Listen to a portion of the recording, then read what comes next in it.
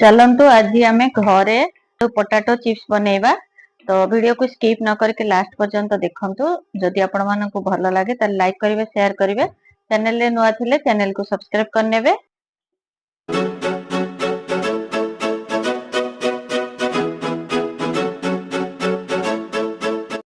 Market परी instant potato chips बनैबा पई हमर किछि एठी पोटाटो बा आलू हमर दरकार।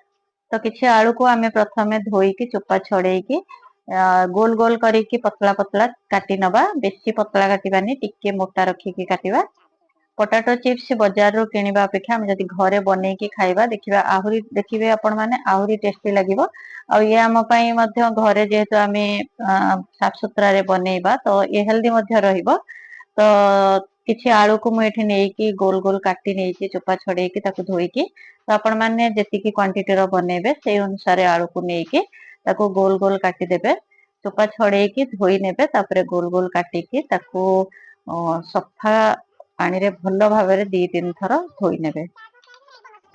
तापरे आमे आलू रे एमती देखंतु मु जेमती चीरा लगाउची सेमती आपण माने टिके टिके चीरा लगे देबे।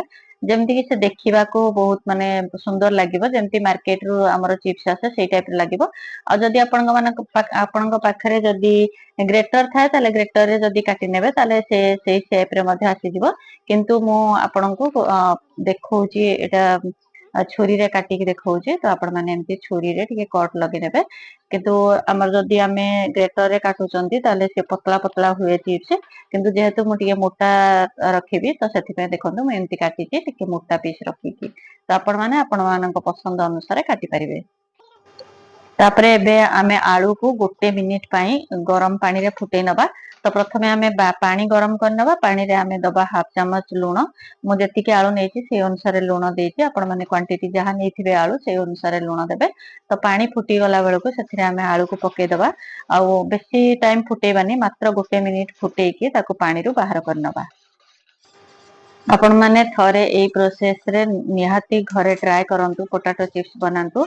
ये इंस्टेंट बनी की रेडी हे जिवो, जोटा कि आपण मानकु बेसी टाइम लागबोनी, मात्र 15 मिनिट रे आपण माने बनै की खाई परिबे। आ पिला मानकु आपण माने इवनिंग स्नैक्स मध्ये बनै की दे परिबे, बहुत स्वादिष्ट लागे। तो देखंतु मु एठी पानी फुटेई नेची, सेथिरे खंडे खंडे करिकी मु गोटे गोटे की आलू सब सेथिरे पके देबी। तापरे ताकू मात्र 1 मिनिट पय फुटिबा को छाडी देबी, तापरे ताकू बाहर करनेबी। जदि मो वीडियो आपण मानको भलो लागुथाय आ ए पर्यंत लाइक करना हती ताले प्लीज गोटे लाइक करंतु, शेयर करंतु। आ चैनल रे जदि नुआ अछंती प्लीज चैनल को सब्सक्राइब करनियंतु। एबे देखंतु हमर आलू टिके सिझी गलानी, माने 1 मिनिट हे गलानी। तो ताकू धीरे धीरे करिके मो सब प्लेट को काढी नेबी। टिके से ठंडा हे गबा को छाडी दबा। आमे ठंडा टिके हे गला परे ताकू आमे टिश्यू पेपर किबा जे कोनोसी कपड़ा रे, सफा कपड़ा रे आमे ताकू पोछि नबा, जेमति कि सेथिरे आदो पानी रहिबनी। एबे हमर आलू देखंतु ठंडा हे गलानी। तो मु गोटे गोटे करिके ताकू टिश्यू पेपर रे पोछि नउची। आपण माने चाहिले जे कोनोसी धळा कपड़ा रे मध्ये पोछि परिबे, सफा कपड़ा रे एमती पोछि नेबे, जेमति कि टिके भी सेथिरे पानी रहिबनी। पानी रहिले जते बेले आमे सेथिरे मसला ऐड करिबा से पानी सेथिरु रिलीज हबो, जेहेतु एथिरे सॉल्ट लूण पडिची। तो सेथि पई एथिरु आमे प्रथमे भलो भाबरे ताकू पोछि नबा।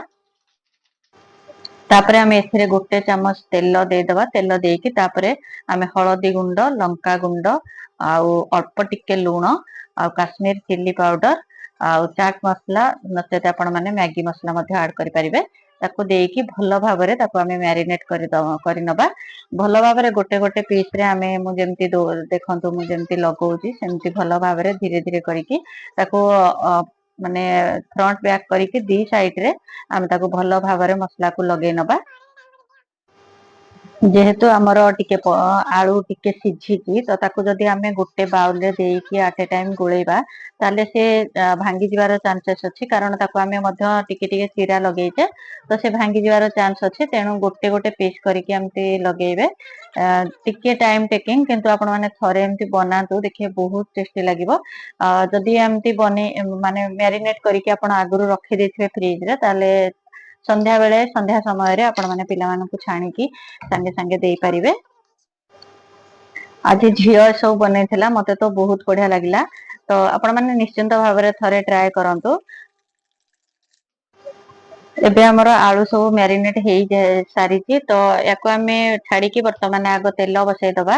तो एठी मो वेजिटेबल ऑयल जहाँ भी आपण माने वेजिटेबल ऑयल नहीं पारिबे मु एठी तेल को कड़ाई रे बसई देछि गरम हवा पई तो एपटे तापरे आमे आलू रे गोलेबा किछि कॉर्नफ्लोर आउ गोटे रु 2 चम्मच कॉर्नफ्लोर देछि मु तो आपण माने जो हिसाब रे आलू नेथिबे सेही क्वांटिटी अनुसार कॉर्नफ्लोर ऐड करिवे कॉर्नफ्लोर बदल रे आपण माने चाउल गुंड चाहिले मध्ये देई परिबे किंतु मो कॉर्नफ्लोर ऐड करिछि आपण माने कॉर्नफ्लोर देकी करंतु ना से चाउल गुंड देकी मध्ये करि परिबे तो संगे संगे आमे कॉर्नफ्लोर गोलेकी ताको संगे संगे आमे छाणीला कॉर्नफ्लोर गोलेला परे आमे बेसी टाइम रखिबानी कारण जेहेतु से लुण पड़ी तो पानी बाहर से कॉर्नफ्लोर पानिया पानिया हो जीवो तो भल हबनी तो संगे संगे कॉर्नफ्लोर गोलेबे आउ संगे संगे ताको छाणी नेबे तो एमती भाव में आपण माने निश्चिंत भाव में थरे एई आलू चिप्स बनातु आउ केमती हैला मो सहित निश्चिंत भाव में कमेंट रे शेयर करिवे तो मु एमती आलू चिप्स आज झियो बनेइथला बहुत टेस्टी थिला